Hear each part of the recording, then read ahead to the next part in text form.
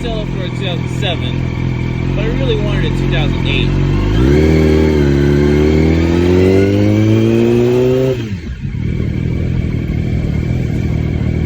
In 2009, Yamaha went digital. That bike is heavier, it's got a cross-link crankshaft, which means it loses some top and power. It's not as powerful as this one.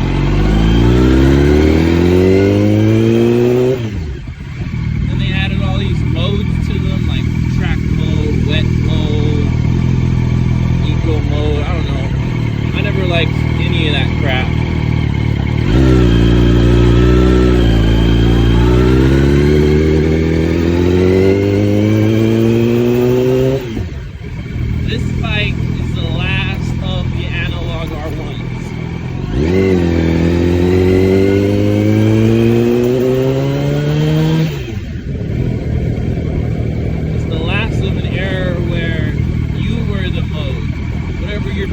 That was the mode the bike was in.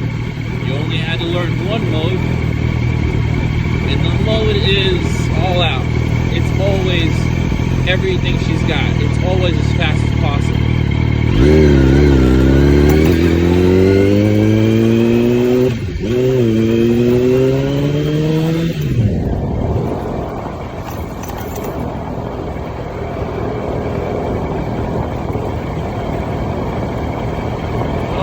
Means is this bike weighs less than the 2009 and up, and it has more power than the 2009 and up. It's more narrow, so I'm gonna guess that it's also more aerodynamic than the 2009 and up, and I think it looks better. It's also simpler,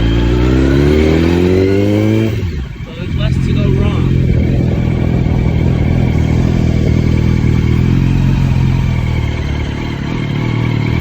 Everything I want and nothing I don't.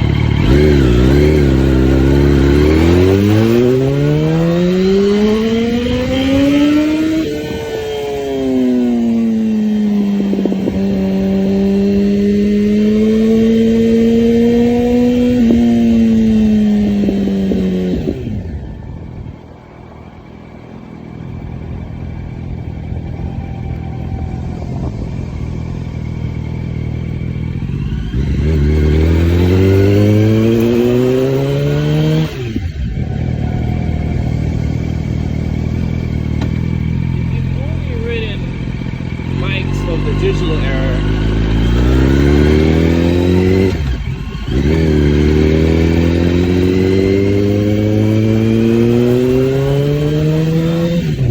bikes of an analog era are probably going to be a little bit of a learning curve to you.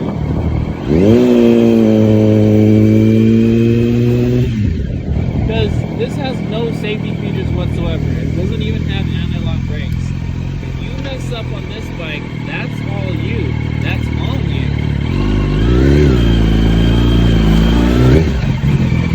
So that's why I picked that particular year R1 over all the other R1s. But these are the reasons why I picked Yamaha over every other manufacturer that also makes leader bikes. So everything up here is my personal opinion, but it is based on my experience from riding for the last 10 years, talking to motorcycle mechanics, talking to people who ride these bikes, me riding these bikes but not owning all of them necessarily. So just take that for what it counts. I don't have any studies that I can cite off the top of my head, although I've seen some studies that back up what I'll say. So my second pick would have been a Ducati 1098. I would have settled for an 1198.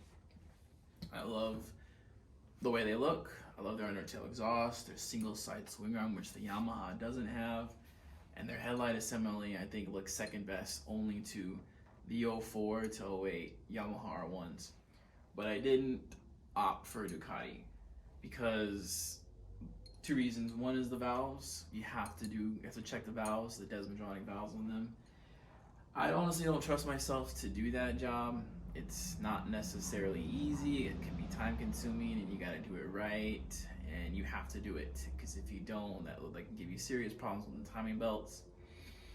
didn't want to have to deal with all that. And then when you buy one and they say that they did it or they did it themselves and they don't have proof, it's like, oh, did you just buy a ticking time bomb? Is the damage already done? You don't know. And then quality.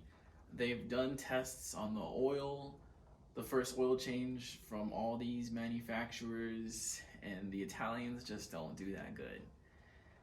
There's a lot of other stuff in their oil basically that doesn't belong in there, that shows you, how clean their facilities are and how much craftsmanship they really put into their work.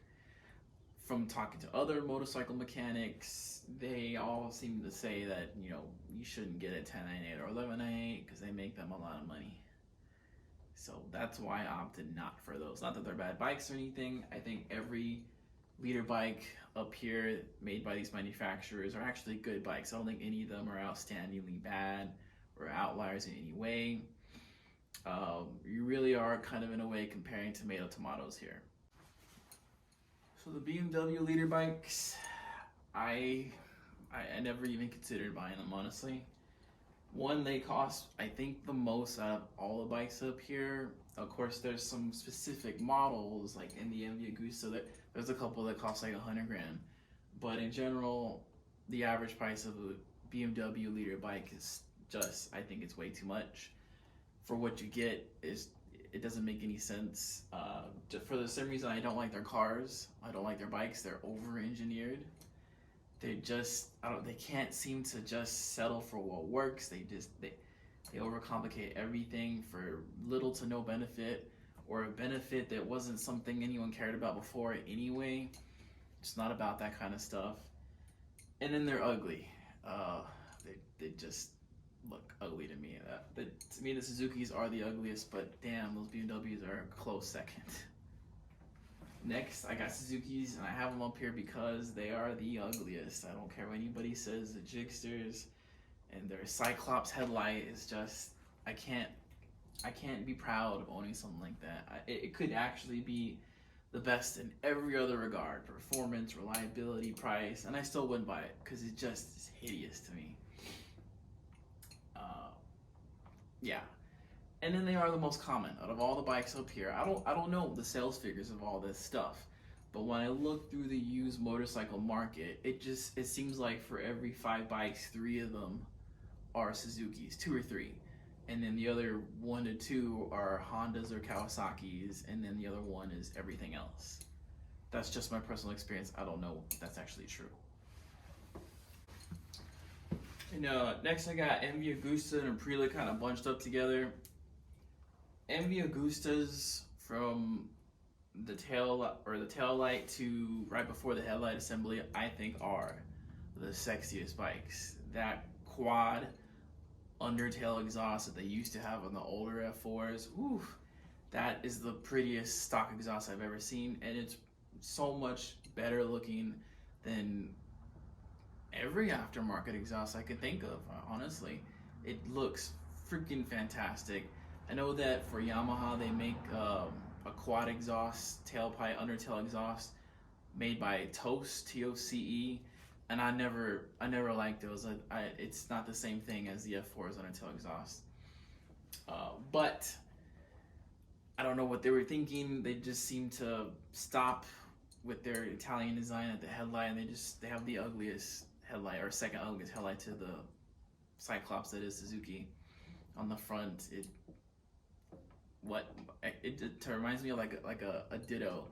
A Ditto can replicate everything perfectly except the face, and that's what MV Agusta is to me. Now they are overpriced. I think they give you the same performance, if not maybe a little bit more, than the big 4 Japanese manufacturers, and I don't think the price justifies it. But other than that, they're pretty rare. They might be the rarest up here of all these bikes, and therefore finding someone that can work on them, finding information on how to repair stuff for them if something goes wrong, and parts, it's all a hassle because they're just not that common. And then quality, same thing with the other Italian bikes up here. They just they suffer from quality issues. From what I can gather from people who ride them and people who work on them. And then I have Aprilia. Honestly, I've never ridden an Aprilia. I've never ridden an MV Agusta either, but I don't even know anybody who owns an Aprilia. I have no personal experience with them. There's just nothing outstanding about them that strikes me as like, wow, they deserve your attention. Some of them have that V4 engine, which is a great engine in theory. It's supposed to give you the benefits of a Ducati with the benefits of an inline 4 Japanese engine, but for whatever reason, it's not actually conveying to being so much more spectacular than anything else out there on the track.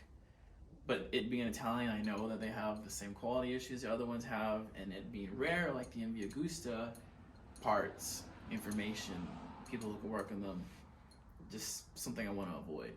So next we got Kawasaki. I have nothing bad to say about Kawasaki. When I sold my first bike, which was a 2004 R1, I sold it for a brand new Kawasaki Ninja 300. I wanted to go from speeding all out all the time to enjoying the cruise, and I wanted to get better gas mileage, to use regular gas instead of premium gas. Long story short, I loved that bike. I have nothing bad to say about it. I put 20,000 miles on it, never had any serious problems with it. I had little problems here and there, but that was on my part really. I was kind of negligent to it. It was fun. It really was, but when Yamaha announced they were coming out with the R3, I test rode one at MotoGP and was just blown away at how much better it felt. Statistically, I think it does outperform it, but man, it was so obvious to me on that test ride that there's another level of quality that Yamaha puts in their bikes over Kawasaki, over all of them, honestly. And I opted immediately to sell my Ninja to get the first R3 I could get my hands on, and I still have it right here. To me, Kawasaki's they're right in the middle of the pack. They're not outstanding in any way. They're not bad in any way either. Based on whatever year they might be the fastest or the slowest, but in general, you're talking about a good solid bike. I like their color schemes. There's just reasons why I would always pick Yamaha, particularly the one that I got over any Ninja. And last, I got Honda. I might be biased because I'm a Rossi fan, and Honda's been the enemy for almost 20 years since he left, and he showed their corporate greed. But honestly, I think the Hondas are the most overrated bikes.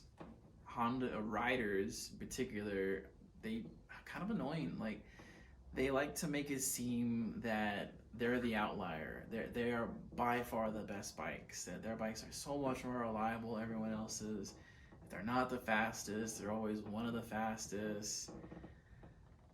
I just haven't seen evidence of that in my personal experience. I've ridden a couple of Hondas before, and they feel like Kawasaki's to me. They feel like Jigsters to me. They're just average.